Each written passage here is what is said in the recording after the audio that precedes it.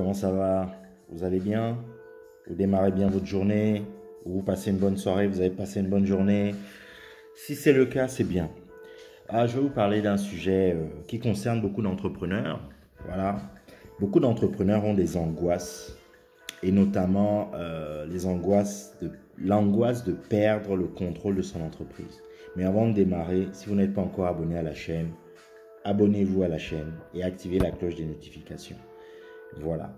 Donc les entrepreneurs, à un moment de la vie de l'entrepreneur, souvent, il est amené à rechercher des financements, chercher à grandir et souvent chercher à s'associer avec d'autres personnes. Il y a des personnes qui sont associées dès le départ. Voilà, donc il y a un co-founder et ils développent l'entreprise ensemble. Mais parfois, vous devez rechercher des sources de financement ailleurs. Je vous invite à regarder la vidéo, notamment sur le fonds qu'est-ce que c'est qu'un fonds d'investissement. Sauf que lorsque vous recherchez des financements, par moment, forcément, il y a des conditions. On n'a rien sans rien. Que vous ayez auprès des banques ou bien que vous demandiez... Enfin, vous cherchez des investissements en fonds propres, c'est-à-dire auprès de fonds d'investissement, auprès d'investisseurs privés, etc. Il y a toujours une contrepartie. La contrepartie du banquier, lui, c'est très simple. C'est son taux d'intérêt. Lui, il est rémunéré justement par son taux d'intérêt. Et il a des collatéraux, justement. Vous devez mettre, par exemple, des biens en garantie, des terrains, des immeubles, des actions, etc. en garantie, au cas où le paiement de la dette ferait défaut. Donc, il faut bien garder ça en tête, c'est-à-dire qu'on n'a rien sans rien. Vous voulez de l'argent frais, il y a des conditions à remplir pour avoir de l'argent frais. Bon, pour certains, ils n'ont pas de conditions. Si vous avez un grand-oncle qui est très riche et qui a envie de vous donner de l'argent, bon, il peut vous donner de l'argent. Si vous avez un héritage, c'est bien pour vous. Mais dans la majorité des cas, voilà ce qui se passe. Donc, il y a ce côté sur le plan bancaire. Maintenant, sur le plan des fonds propres, donc vous devez faire une augmentation de capital. Vous voulez insérer un nouvel associé. Et lui, il va être rémunéré plus tard par les dividendes. Et il va exiger aussi un certain nombre de conditions. Lorsque vous allez signer avec lui, vous allez signer plusieurs types de papiers. D'abord, comment on appelle, un contrat d'abord un NDA, Non-Disclosure Agreement. C'est un contrat de non-divulgation d'informations confidentielles. Voilà, vous allez signer des Share Purchase Agreement, vous allez signer un certain nombre de papiers, vous allez signer un pacte d'actionnaires qui va essayer de vous protéger, voilà, c'est-à-dire vis-à-vis du nouvel actionnaire, mais aussi des anciens actionnaires déjà existants dans votre structure. Donc, vous allez signer un certain nombre de choses qui va vous engager avec ces personnes.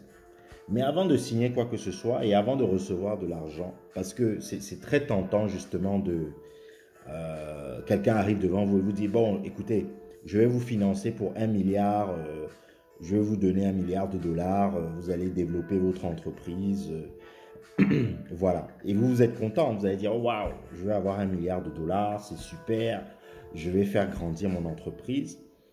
Mais il faut toujours savoir à quelles conditions. Parce que lorsque quelqu'un entre au capital de votre entreprise, il y a toujours une phase de négociation. Donc, ne foncez pas tête baissée au premier venu qui vous propose d'investir dans votre entreprise. Ne foncez pas tête baissée. Il faut déjà savoir, la première chose à savoir, c'est quel est votre besoin. Lorsque vous financez votre entreprise, toujours savoir quel est votre besoin. On ne vous donne pas l'argent juste pour vous donner de l'argent. Il faut savoir, est-ce que c'est pour financer certaines machines? Est-ce qu'il y aura une partie peut-être liée au recrutement? Est-ce que, par exemple, lorsque c'est par exemple de la trésorerie auprès des banques, est-ce que c'est pour financer le fonds de roulement? C'est-à-dire, on va dire la matière première, tout ce qui permet de faire tourner l'entreprise. Est-ce que Est-ce que c'est pour la création d'une nouvelle usine de production? Est-ce que c'est pour l'achat de camions, de véhicules de transport? Il faut savoir exactement pourquoi vous demandez de l'argent. Ça, c'est la première des choses. Il faut vraiment savoir ça. Ça vous permet vraiment d'être discipliné et de savoir comment est-ce que vous allez soit rembourser votre prêt, soit justement satisfaire vos coactionnaires. Donc, il faut savoir ça. Une fois que vous avez identifié le besoin, vous avez forcément chiffré en fait ce besoin. Ne soyez pas trop gourmand. Voilà. Il faut vraiment demander ce dont l'entreprise a besoin pour un moment donné et qui vous permettra, à un moment donné, et qui vous permettra de booster l'activité. Voilà. Ne demandez pas de l'argent juste parce que vous avez envie d'aller faire le tour du monde, d'aller à Dubaï, claquer des bouteilles de champagne. Faites attention à ça. Faites attention à ça. Donc, vous avez déterminé. Supposons, vous dites, ah, ok, je pense que mon besoin est de 100 millions de francs CFA parce que j'ai besoin de ceci, j'ai besoin de cela. Et lorsque j'aurai par exemple telle machine, ça va booster mes capacités de production, ça va me permettre d'avoir de l'argent, enfin d'avoir des capacités pour vendre plus, pour exporter, pour, je sais pas, pour mieux distribuer ma marchandise dans le Cameroun, à Côte d'Ivoire, ailleurs, à l'étranger, etc. Et ça va pouvoir, dans mes projections, cela me permettra de générer tel type de revenu. Voilà. Donc, vous avez identifié ça. Maintenant, vous allez chercher les financements. Ça, c'est vraiment les étapes. Vous cherchez les financements. Et lorsque vous cherchez les financements, il faut savoir quelle est la part de capital que vous allez concéder. Ben oui, pour ces 100 millions de francs CFA, lorsque vous cherchez de l'argent, des fonds propres, forcément, la personne qui investit va vouloir prendre une participation dans votre entreprise. Il ne va pas vous donner cet argent comme ça, non. Il investit. Et lorsqu'il investit, il veut des garanties et il veut une part du capital. Et déterminer cette part du capital, c'est pas comme ça. Il y a des évaluations qui permettent de déterminer ces parts du capital. Bon, on va pas faire un cours d'évaluation ici et de valorisation, mais en gros, il faut que ce soit cohérent avec votre niveau d'activité. Il y a une méthode, par exemple, patrimoniale qui vous permet, par exemple, d'estimer votre entreprise par la somme des actifs que vous avez. Et vous allez dégager un pourcentage en fonction de la part d'actifs que votre investisseur a mis sur la table.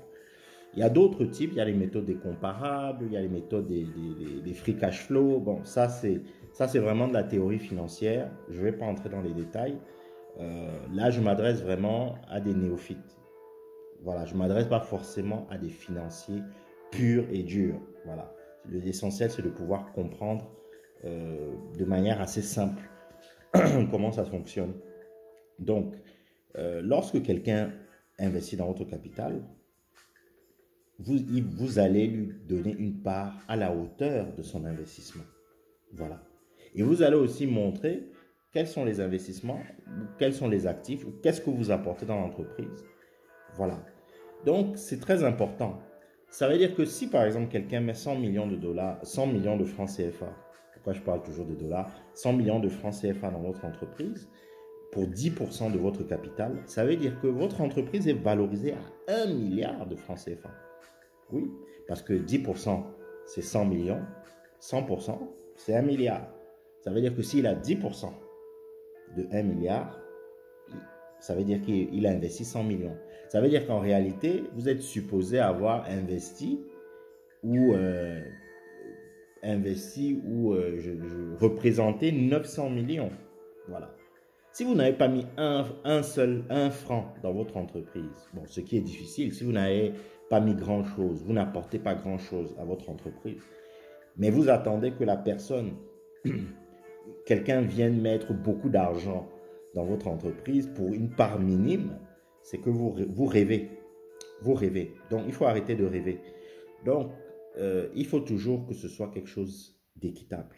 quelque chose d'équitable en fonction de ce que vous apportez, en fonction de ce que votre co-investisseur, votre investisseur ou co-actionnaire apporte. Toujours savoir ça. Vous ne pouvez pas juste venir les bras ballants et dire, bon, écoutez, moi, je n'apporte rien à l'entreprise, je n'apporte pas de terrain, je n'apporte pas parce qu'il y a aussi des apports en industrie, hein, c'est-à-dire je n'apporte pas des brevets, je n'apporte pas des marques, je n'apporte rien du tout. Mais moi, je veux que l'autre apporte 100 millions et je veux lui donner, allez, 2% du capital. Non, ce n'est pas comme ça que ça fonctionne. Donc, il faut vraiment chiffrer ça. Il faut vraiment savoir. Voilà, c'est pour ça que comment dire, la détermination du besoin dès le début est très importante. Savoir quel est votre besoin. Ça vous évite justement de demander de l'argent inutile. Un argent, parce que là, je parle pas des banques, un argent soit que vous allez dépenser n'importe comment et vous ne pourrez pas rembourser votre prêt à court, moyen terme, long terme, soit justement un apport de fonds, un apport en capitaux propres. Donc, c'est un peu comme ça que c'est déterminé. Donc, veuillez à ce que vous avez vraiment le choix. Hein. C'est-à-dire que si vous voulez quelqu'un qui entre dans votre capital et qui maîtrise votre boîte et qui devient actionnaire majoritaire et vous devenez son pantin, voilà, c'est-à-dire que la personne arrive, elle prend 90% du capital, elle vous laisse 10%, c'est vous qui vous tapez tout le boulot, c'est que vous n'êtes pas un fin négociateur, c'est que bon, il y a quelque chose, il y a quand même un problème. Voilà, donc veillez quand même à tout faire pour garder quand même, si vous tenez à votre entreprise, parce que c'est un choix personnel, hein, si vous tenez à votre entreprise, à garder le contrôle de votre activité, de votre capital. Donc, le contrôle, c'est essayez toujours de garder au moins 50-60% de votre capital. Voilà. Donc, c'est un équilibre, en fait, entre tout ça. Maintenant, il faut vraiment voir ce que cet investisseur va vous apporter. Parce que, bon, il y a des sleeping partners, quelqu'un qui investit, qui est là et qui dit, bon, je vais voir hein, comment mon investissement va me rapporter dans 10 ans. Bon, je ne regarde pas trop ce qui se passe dans l'entreprise. Il y a des investisseurs qui s'impliquent réellement dans la vie de l'activité de l'entreprise. Lorsque, par exemple, vous êtes une société anonyme, il y a des conseils, il peut y avoir un conseil d'administration. Certains actionnaires de référence vont être administrateurs et vont contribuer aux décisions pour le développement de votre entreprise. Donc, essayez de garder ça en tête. C'est-à-dire que, supposons, vous avez fait une première levée de capital, vous avez cédé 20% de votre entreprise, il vous restera 80%. Lorsque vous allez faire une autre plus grande levée, il y aura ce qui s'appelle une dilution du capital, c'est-à-dire que votre entreprise va grossir, la valeur de l'entreprise va grossir, les fonds que vous allez demander vont être plus élevés. Et lorsque vous allez demander ces fonds, votre part aussi du capital va baisser. Donc vous allez peut-être descendre à 60-70%, je ne sais pas, etc. Donc, essayez toujours de contrôler ceci, de contrôler cela et de ne pas vous brader trop vite et ne pas être pressé de gagner beaucoup d'argent très vite. Voilà, donc faites attention à ça. Donc, c'est comme ça que vous allez garder le contrôle de votre entreprise. Parce que cela va marcher sous un système de droit de vote. Et en fonction de la part que vous gardez dans votre entreprise, vous aurez un pouvoir équivalent. Donc, faites très attention à ça. De la même manière, lorsque vous recevez de l'argent de banque, etc., vous recevez l'argent de banque, faites attention à la gestion de votre trésorerie pour pouvoir rembourser votre banque et bien planifier justement pour que demain, la banque ne vienne pas saisir vos biens que vous avez par exemple mis en hypothèque. Donc, faites très attention. C'est une gestion très fine. C'est bien de chercher l'argent, c'est bien, voilà, mais il faut toujours faire attention. Qu'est-ce qu'on veut et savoir où on va. J'espère que ça vous a aidé et je vous dis à très bientôt pour une prochaine vidéo. Partagez. Voilà.